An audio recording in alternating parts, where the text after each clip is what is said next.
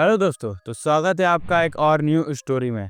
आज की story UP के बरदौली गांव से आई है और बिना किसी बकवास के एंड नौटंकी के स्टार्ट करते हैं इस स्टोरी को। बरदौली गांव, उसमें बहुत ज़्यादा ही कम जनसंख्या रहती थी। लगभग 150 ही आदमी रहते थे उस गांव में। ऐसे तो गांव में हजारों लोग रहते हैं, पर उस गांव में 150 ही लोग रहते थे।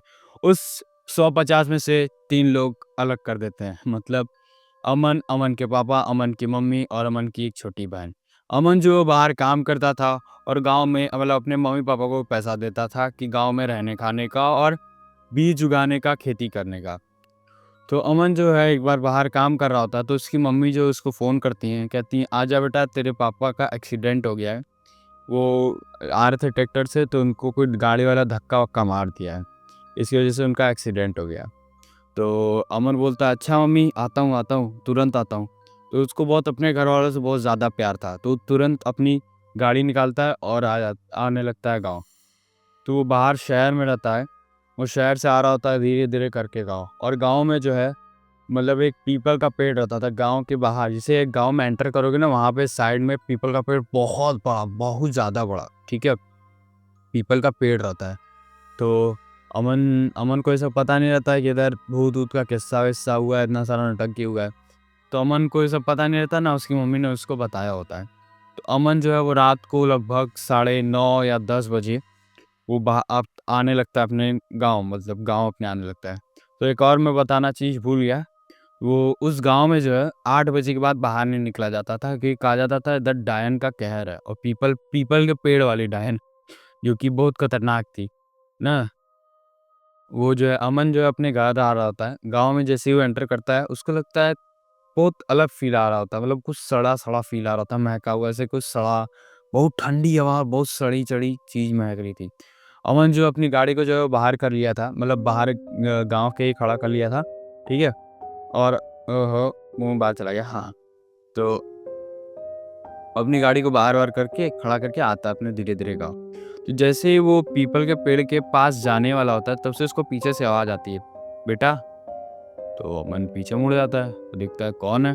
तो दिखता है कोई है ही नहीं। उसके बाद फिर आवाज़ आती है, ओ अमन बेटा सुन तो ले, मैं तेरी माँ।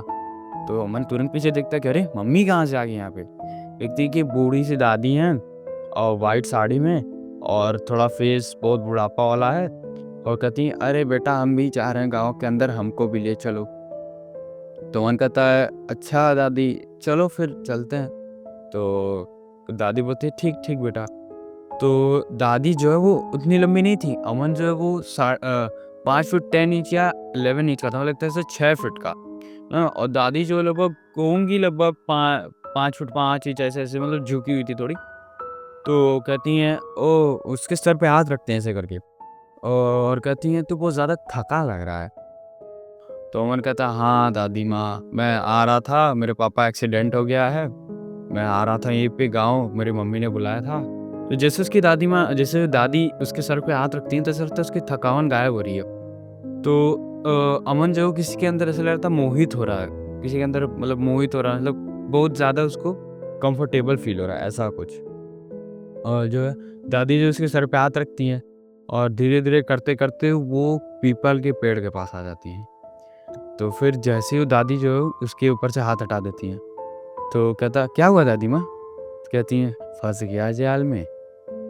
तो जब देखता है पीछे मुड़ के, तो दादी दादी नहीं, एक रेड कलर की साड़ी में एकदम खतरनाक, आँख लाल, इतनी बड़ी-बड़ी आँखें, एक लड़की है जो कि 6 साढ़े 6 फीट की है, और अमन जो ऐसे करके देख रहा है उसको। अमन डर गया। अमन डरने के बाद और फिर जो है ये जो डायन, एक तरह से मैं बोल रहा हूँ डायन या चुड़ैल, ये जो चुड़ैल है वो उसका गला पकड़ के उठा देती है। तो अमन कहता मैंने क्या किया तुम्हारा कि तुम मेरे साथ हो? तूने, फिर डायन बोलती है तू ही तो मुझे कहा आज चल मेरे साथ, अब मैं चलूंगी तेरे साथ। तो जो पीपल का पेड़ था वो और डेंजरस लगने लगता है, और उस पीपल के पेड़ के सामने ही वो डायन जो है उसको मारने की कोशिश कर रही थी। तो उसकी मम्मी जो है एक बात बताई रहती है कि गांव में अगर तू आए और तुझे कुछ ऐसा भूतिया उतिया फील हो, तो बस उस पीपल को पेड़ को छू के एक बार हनुमान जी का नाम ले लेना। वो कैसे कैसे करके थोड़ा कष्ट करके बहुत ज़्यादा वो तुरंत गलती से बस पीपल का पेड़ है, चौथरा उसका छू देता और एक बार जय श्री राम, जय बजरंगबली बोल देता है। बस वो डायन जो इन पे भस्म हो जाती है, भस्म होकर गायब हो जाती है। फिर उसको पीछे से आवाज़ आती है, तू तो बच गया, तू मेरा शिकार नहीं है, चल जा अपने घर। तो अमन जो वहीं पे बेहोश हो जाता है। और फिर ये जब सुबह होती है तो पूरे गांव वाले देखते हैं अमन के सामने भीड़ लगी रहती है, तो अमन उठता है और पूरी बात बताता है।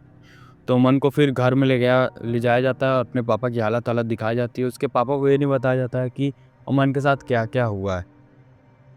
फिर उसकी मम्मी जो एक जगह बैठाती हैं अमन को, नाश्ता पानी कराती हैं और फिर पूरी स्टोरी बताती हैं।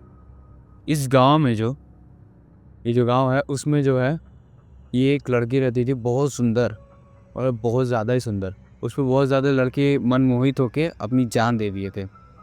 तो लोग समझते थे कि ये लड़की टोना टुटका कर रही है, इसी की वजह से इसी पे लड़के मनमोहित हो रहे हैं। तो ये जो लड़की है उसको जो है पीपल के पेड़ के सामने बांध के, पीपल के पेड़ के ऊपर उस पर तारपिंग का तेल या मिट्टी का तेल डाल के उसको जला दिया जाता है।